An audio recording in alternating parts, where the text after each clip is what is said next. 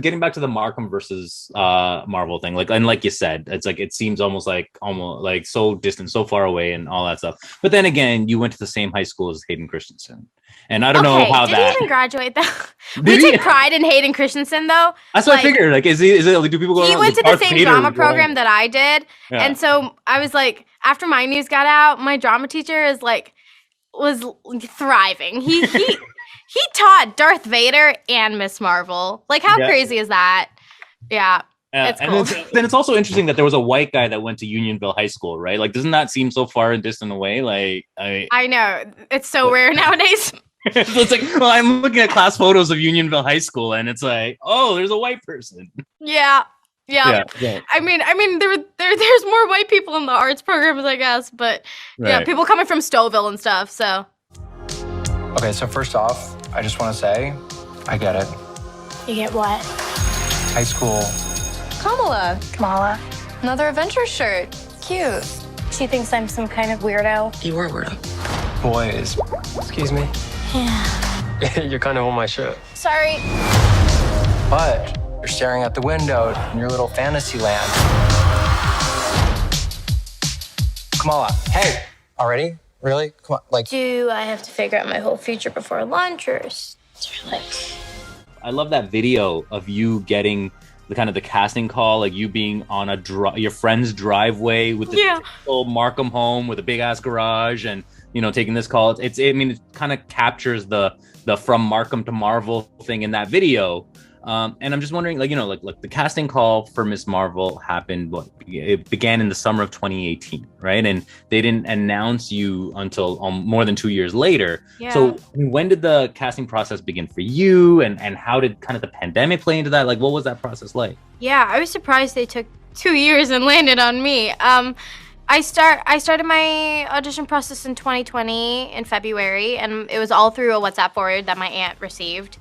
And she sent it to me because I'm a huge Miss Marvel fan. I read all of the comics when I was in high school. I dressed up as her for Halloween, and so she was very much a prominent, character in my life, and my entire family knew that. And so yeah, I wasn't ever gonna go into the acting world, but this was just something that felt so fated that I had to try. And yeah, February, I sent my self-tape. 2 days later, they called me to LA. Then I'm in LA with my dad, and it was like the greatest time of my life, just being in that room with so many Marvel producers and people with Marvel Studios on their hats and jackets, and it was the coolest feeling ever, and I wanted to take full advantage of being there.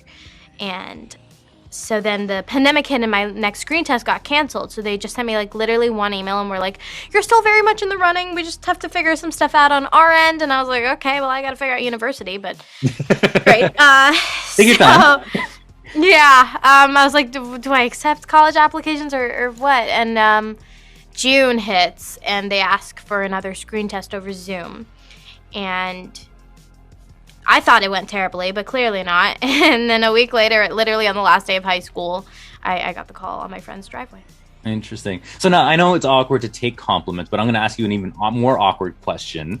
Please. What do you think it is about you that cinched the deal? Like, why do you think they picked you? I mean, I know why I think you were perfect and stuff, but do you have an idea of what it is? Like, it's weird talking about yourself. I'll say what they've told me. right. That just, I mean, I think it's the love of Marvel, and that first screen test was mostly me just gushing over like Louis Despacito and Sarah Finn, who are the first people that I ever fangirled over. Lou is one of the executives at Marvel, and they were like, "So we're gonna have someone from Agent Carter season 1 direct your screen test." And I was like, "Oh my god, is it Louis Despacito?" And they were like, "Yeah, how did you know that?" So that's like, I have so much love and passion for Marvel, and it was my entire life, and these characters just mean so much to me, and it kind of, as cheesy as it sounds, it really makes you feel like you're a part of something. The Marvel fandom for me and for thousands, if not millions, of other people is that it's comfortable, and it's home. Like, I can't do my taxes, but I've seen Iron Man 1 like 50 bajillion times, so I've got that going for me. But yeah, I think they just saw that passion, and I knew this character. I lived her life, and I felt like the comics were truly written for me and about me. Mm-hmm. And yeah, I didn't put on a face. I was just really just being myself and expressing my passion and love for Marvel through Kamala. So yeah. Well, I mean, so let me like here's the thing, right? Like one thing I'm taken back by just looking at the poster for Miss Marvel, right? It really stands apart from the rest because your typical Marvel poster is like there's your hero and there's the sidekick and there's the villains and there's this one is like family. It's like Kamala's parents and Kamala's brother and Kamala's best friends, and then and then the ancestry and that just, I mean, like I don't think there's other Marvel posters that really hit on family and community in the same way. Not since maybe Black Panther. And I mean, how does that to you speak to just what this show is? Why this show stands out? Yeah, I think it's so incredibly important to show children of immigrant parents who are proud of their culture and don't neglect it. And for Kamala, her family is her rock. It's her guiding voice throughout her hero's journey, and they really motivate her and encourage her to at her core just be a good human, because that's what a hero is. It's not about the powers or the fancy capes. It's about their motivations and the why they fight, who they're fighting for, what separates them from the rest of the Avengers. And so Kamala just has so much heart, and a lot of that comes from the characters in her life, Bruno, Nakia, her entire family. They're really a part of the story, and we wanted to make sure that we highlight that. Also, she's like the only superhero besides, I guess, the Wasp, whose parents are both alive. Right. So that's cool. Parents, we love them. Yeah, I think it's great to show a tight-knit, family, and that's the case for a lot of South Asians. Well, so here's the thing, right? Like you working on the show, you get to meet Muslim and Pakistani people from kind of all over the world, right? Like it's like, I mean, I think that's a way to kind of discover the diversity of being Muslim in some ways, right? Because I mean, you're growing up within the Markham Pakistani Muslim community, right, and then this is opening your doors. And what did you notice? Like, what did you learn from that experience when collaborating with all of these different people on the set? It was so inspiring for me, and I hate using that word because I always feel it like sounds really cheesy, but it's true. Like, I grew up quite disconnected from my culture, which is, my parents tried the best they could. I grew up with all four of my grandparents. I went to mosque. I had family friends who are Pakistani, but just I never felt connected to that part of me. And I think it was because just I was so enamored by Hollywood and by American pop culture, and being brown in Hollywood never really went hand in hand. I never saw myself represented in that light. So I felt like, okay, I can't be myself if I want to be a part of this world. And now here I am in this world, and I'm working with, so many incredibly talented South Asian and Muslim creatives who are so in touch with their culture, and they're so cool. Like, I want to be them. Like, they're such, talented people, and they've just really made me learn a lot about my culture, and seeing them, be this cool and be so, in touch with their roots made me really go back and reconnect with mine. And my parents are so happy about that. But yeah, it took a while. What's up with the lack of social media presence? Because, hold on, I've never met someone your age that doesn't have a public, at least Insta and TikTok account. There's a lot of reasons. There's no way to really transition from Markham to Marvel.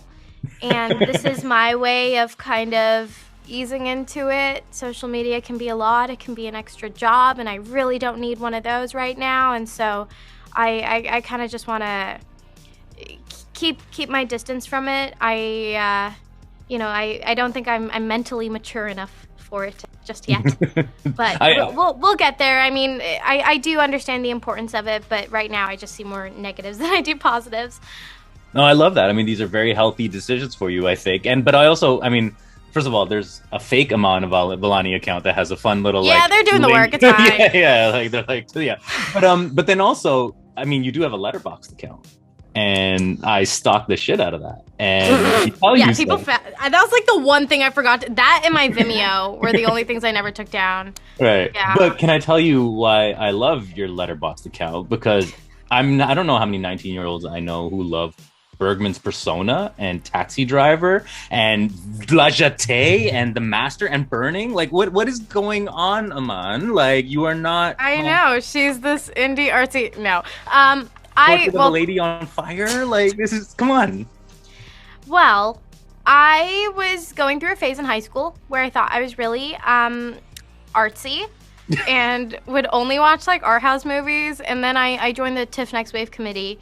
And so there was always, at least on my side, I felt like there was this unspoken competition of who's seen more movies and who's seen more obscure movies. And so I really just went through a whole phase of like Czechoslovakian movies and like French movies. Like Agnes Varda is my favorite director, and so it's just, I don't know. Also, just you're exposed to an entirely new world when you watch movies with subtitles, and I think the director of Parasite said a very similar thing at the Oscars. But it's so true, and your film and TV literally shape how we see people in this world. And if you're only watching, only Hollywood movies or only movies of a certain genre, that's fine, but you're not going to be exposed to that many people. And there's so many different cultures out there, and people have made movies about them. They just need more, recognition.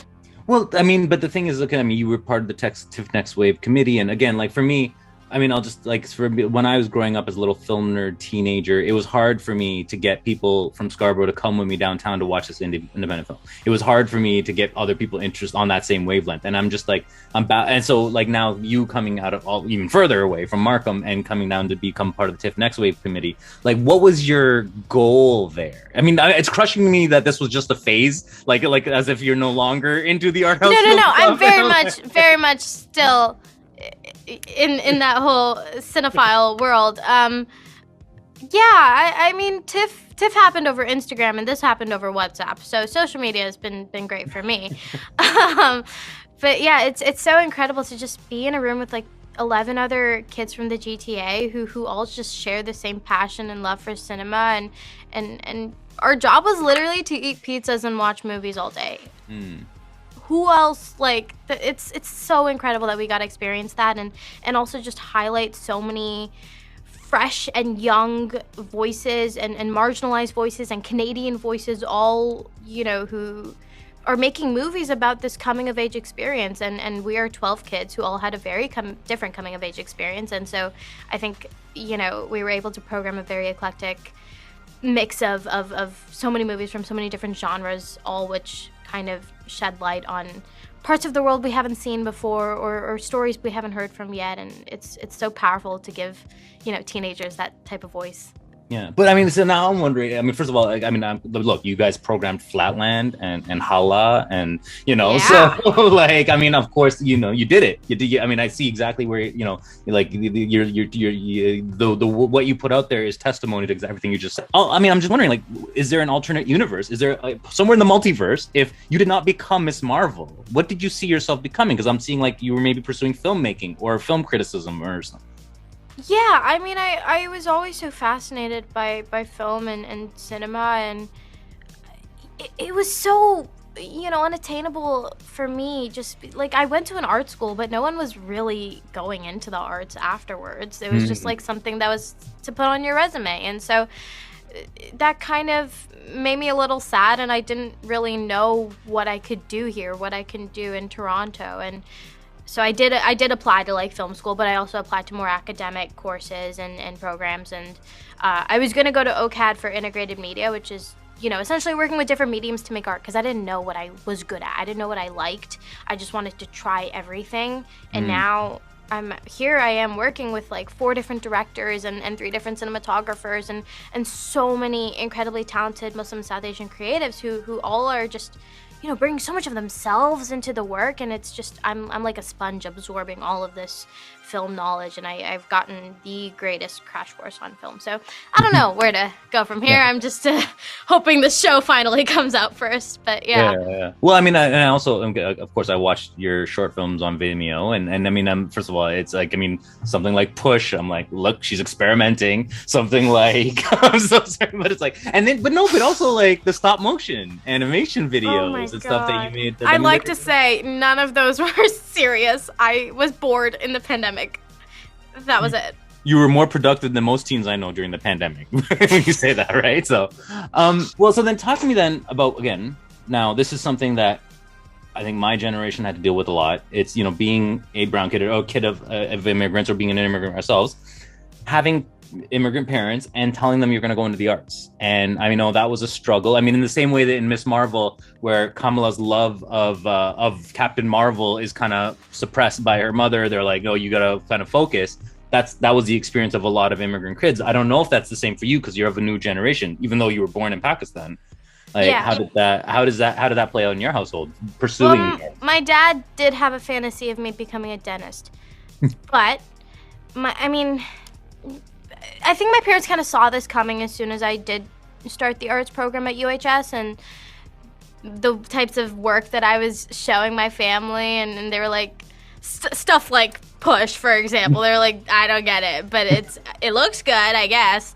But they were so supportive. My parents really didn't care what I did as long as A, I had passion for it, and B, I had some sort of path. They didn't want me to just like live in their basement forever. And it was hard to kind of see myself in the arts world because my brother, he's an engineer, and my mom's a nurse practitioner, my dad's an accountant. So I didn't really have anyone who is in the arts in my community. And so it is kind of daunting to take that on and to be the representative for that. And hopefully this does inspire, more South Asian creatives to kind of just tell their stories and put themselves out there and go for the arts because there is space for them there.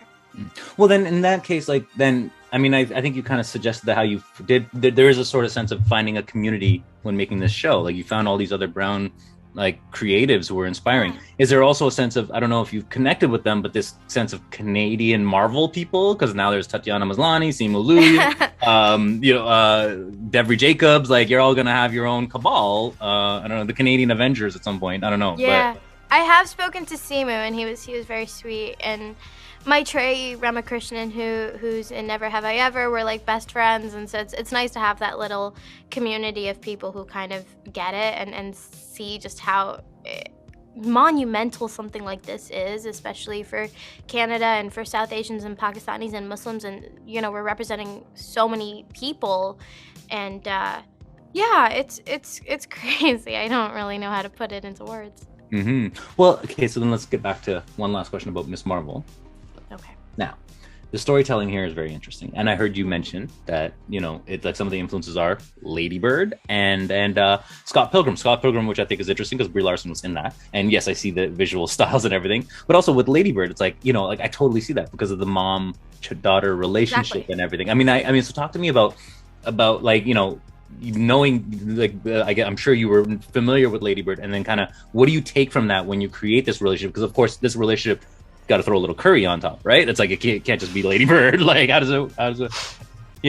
Yeah, well, a lot of it was the directors kind of talking to me about my real life relationship with my mom and with my school friends and just how I balance culture and religion and trying to fit into high school.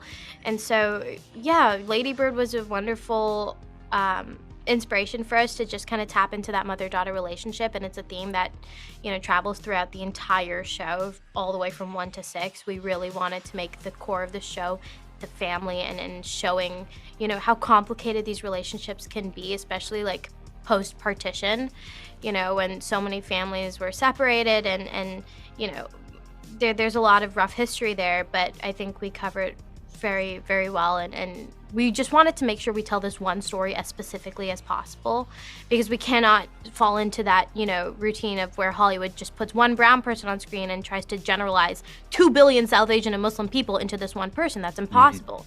Mm-hmm. We have to have so many different types of stories in order to represent as many people as we can, and Kamala's story is just one. So hopefully this does inspire future generations of filmmakers to tell their stories. Okay, amazing. So once again, Iman, congratulations. Thank you so much for having this conversation. And also, thank you for doing your research. You went deep. For stalking your letterbox? Oh, absolutely. Yeah. I went through all 15 pages. But it made me so happy, though. It brought me so much joy, I'm telling you.